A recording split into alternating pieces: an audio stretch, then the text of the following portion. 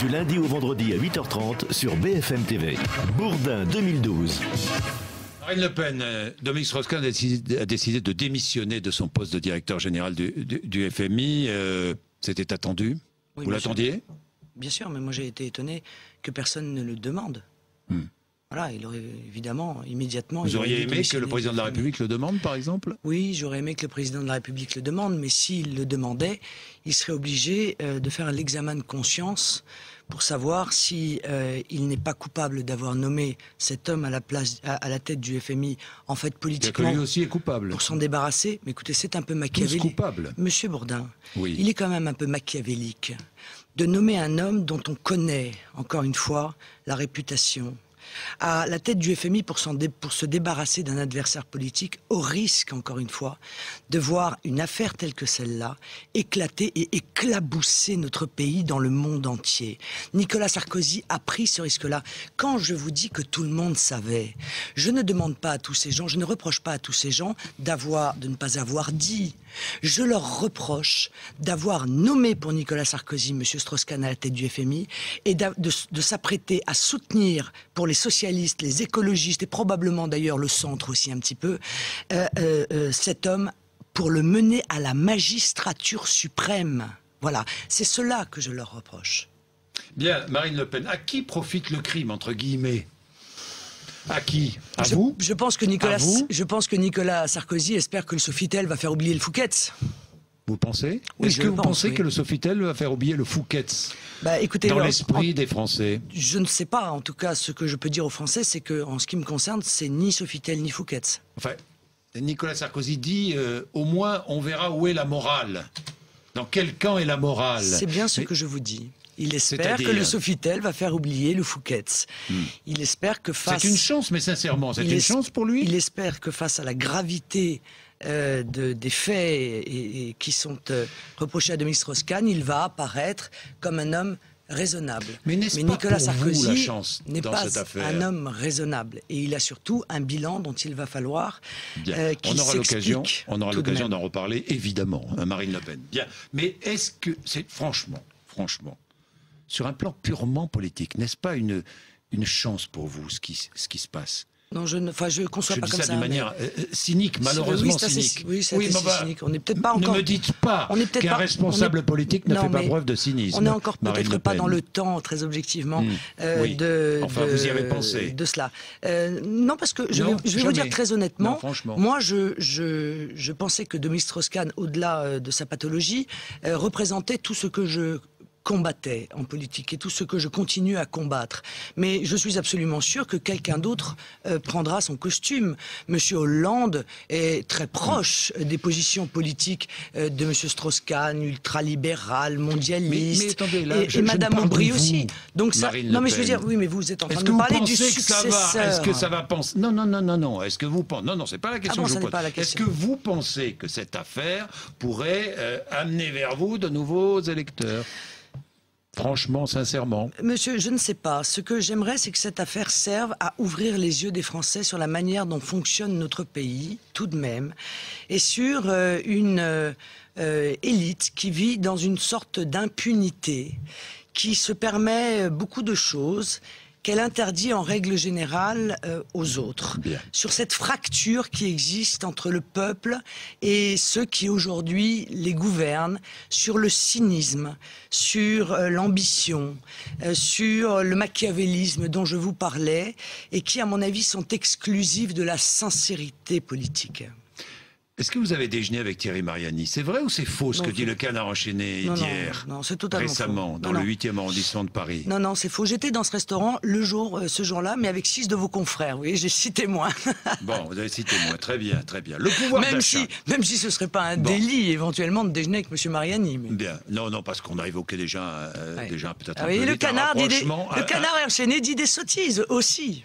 Bien. Marine Le Pen, vous avez fait vos propositions en matière économique et pour augmenter le pouvoir d'achat des Français, dites-vous, des propositions. Alors, on ne va pas entrer dans toutes les propositions, on en avait parlé la dernière fois, mais je vois la taxe intérieure sur les produits pétroliers serait baissée de 20% si vous arriviez au pouvoir. Oui. Hein.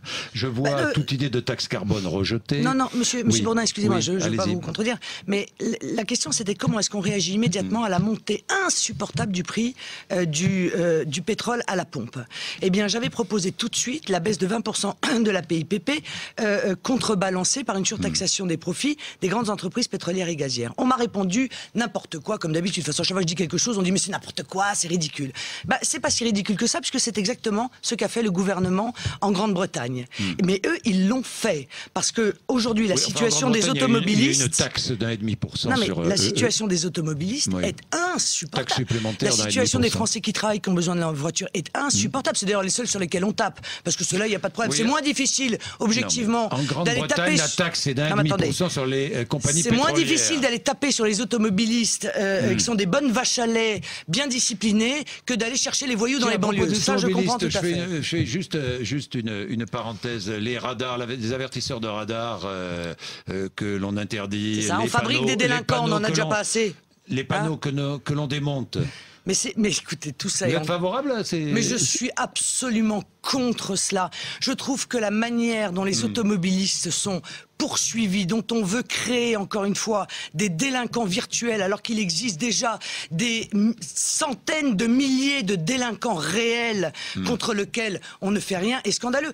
Écoutez, la suppression du kit main libre... Non mais franchement. Non mais c'est pas décidé. Écoutez, on dit. Pardon. Non mais on dit. Excusez-moi. On dit ça. Oui, vous comprenez. Il n'a pas été décidé d'interdire le kit main libre. Si. Ils l'ont envisagé et ils le feront d'ailleurs. Ça n'a pas été décidé. Bon, mais c'est idiot.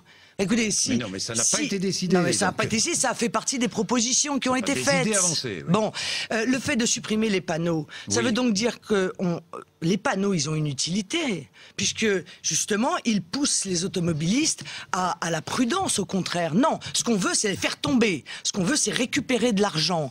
Et je trouve ce comportement de la part du gouvernement inadmissible. Si on rajoute à cela l'augmentation du prix de l'essence, l'augmentation des assurances, etc., eh bien, je vois qu'il y a des catégories de population contre lesquelles on utilise la trique. Eh bien, moi, j'aimerais bien qu'elle soit utilisée à l'encontre de la véritable délinquance, dont les chiffres sont spectaculairement hauts dans notre pays. Pourquoi ? Mais parce que rien n'est fait, Monsieur Bourdin. Comment rien n'est fait ? Parce qu'il n'y a pas de volonté politique de s'attaquer à la délinquance. Quelle est la solution ? Mais la solution, c'est de donner les ordres. C'est de construire 20 000 places de prison. C'est que les peines soient appliquées. C'est qu'on mette en place la tolérance zéro. C'est qu'on aille dans les banlieues chercher les 5 000 leaders de délinquance qu'on connaît pertinemment et qui sont ceux qui créent la perturbation dans notre pays. Je vous signale, Monsieur Bourdin, parce que je suis pas sûr que tous les Français le sachent, puisqu'on parle de sévérité en matière d'automobile, que dans les banlieues, les policiers ont des ordres pour ne surtout pas arrêter les délinquants en mobilette qui n'ont pas de casque, pas d'assurance, qui grillent les feux rouges, etc., etc. Pourquoi ? Parce qu'on a peur qu'ils puissent éventuellement tomber et que ça crée une émeute. Vous croyez pas qu'il y a un système à 2 vitesses dans notre pays ? Vous êtes sûr que la justice est au niveau que l'on pourrait attendre d'un grand pays? Eh bien, moi, je dis aujourd'hui, sur votre plateau, que ce soit à la suite de l'affaire DSK ou que ce soit à la suite de ces mesures sur l'automobile, que la France, elle a besoin d'égalité républicaine et elle a besoin de justice. Alors, dernière question, Marine Le Pen, avant de passer aux questions des auditeurs, à propos de votre préférence nationale. J'ai regardé tous les chiffres parus ces derniers temps qui nous disent que les étrangers en France versent 60 milliards d'euros de cotisations contre 50 milliards de prestations. Ça veut dire que le solde est positif, Marine Non, vous n'avez pas regardé tous les chiffres, Monsieur Bourdin. Vous avez regardé une analyse d'une institution de Lille qui vient nous expliquer que l'immigration rapporte à la France et ne lui coûte pas. Alors je vais vous donner une information, puisque cette étude de Lille, elle s'est fondée sur un chômage à 5%. On est juste à 10%, donc déjà, leurs chiffres sont totalement bidonnés. Et deuxièmement, elle ne tient compte que des majeurs.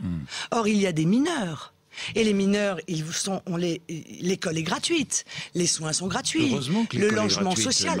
Non mais c'est pas ça, c'est que ça représente un coût, Monsieur Bourdin. Ça représente un coût, et ce coût, il pèse aujourd'hui incontestablement. L'immigration coûte à notre pays. Les immigrés sont majoritairement des actifs, contrairement à toutes les idées reçues. Non, monsieur, écoutez, le chômage le plus important, en l'occurrence, c'est chez les étrangers qui sont dans notre pays. Bon, ils sont beaucoup plus au chômage, je crois à peu près 25%, que ne le sont nos propres compatriotes. Je m'en réjouis pas d'ailleurs, mais je dis qu'à partir du moment où il y a du chômage, il faut arrêter de faire entrer 200 000 personnes des immigrés par an. Est positive, elle s'élève à 12 milliards d'euros, 250 euros par personne immigrée contre 1500 euros. Oui, c'est la même étude que vous me ressortez régulièrement. Non, c'est une autre étude. Monsieur Lolland et Monsieur Gourevitch, eux, ils disent que l'immigration coûte entre 30 milliards et 40 milliards, et je pense qu'ils sont en dessous de la réalité. Bien, il est 8h57, Mathieu Béliard. Les auditeurs d'RMC, que disent-ils? Bonjour, une question de Vincent qui est dans la Somme. Il paraît que vous êtes en train de nettoyer le Front National. Vous voulez moins de skinhead, a lu Vincent. N'est-il pas absurde de choisir ou discriminer ces militants en fonction de leur look ou de leur coupe de cheveux? Non, je trouve pas ça absurde du tout. Je pense que nous sommes victimes régulièrement d'un certain nombre de provocateurs qui cherchent à donner de notre mouvement une image... Ils viennent d'où, ces provocateurs? Pardon? Ils viennent d'où, ces provocateurs? Ils viennent d'un certain nombre de milieux skinhead. Quand ils sortent pas directement du ministère de l'Intérieur, d'ailleurs, comme ça a été le cas il y a quelques années. Mais enfin bon. Ah bon? Oui. Ah bon? Oui, vous savez, ce genre de provocation politique, ça existe aussi. Bon. C'est M. Guéant qui vous envoie ces skinheads. Je vais vous dire une chose très claire. Oui. Je pense que tous ceux qui qui sont racistes ou qui sont antisémites ou qui sont xénophobes se trompent si ils viennent au Front National. Ils se trompent de mouvement. Ça n'est pas chez nous qu'il faut venir, parce que nous, notre défense de la préférence nationale le démontre d'ailleurs, nous défendons les nationaux. Nous défendons ceux qui ont la citoyenneté française. Et nous ne tenons pas compte ni des races, ni des origines, ni des religions dans la défense des Français. Dernière question, politiquement concrète. Qui a dit c'est la valise ou le cercueil? Pareil que vous avez dit cela, en évoquant le sort des PME françaises bousculées par la mondialisation. Oui, j'ai dit que l'euro fort entraînait une telle perte de compétitivité pour nos entreprises que c'était la valise ou le cercueil. La valise, la délocalisation, ou le cercueil, la faillite. Oui, pourquoi on n'a pas le droit? Non, je vous dis Oui, moi je te trouvais que l'image était plutôt parlante. 8h59, merci Marine Le Pen, vous êtes venue sur BFM TV, sur RMC ce matin, merci. Merci.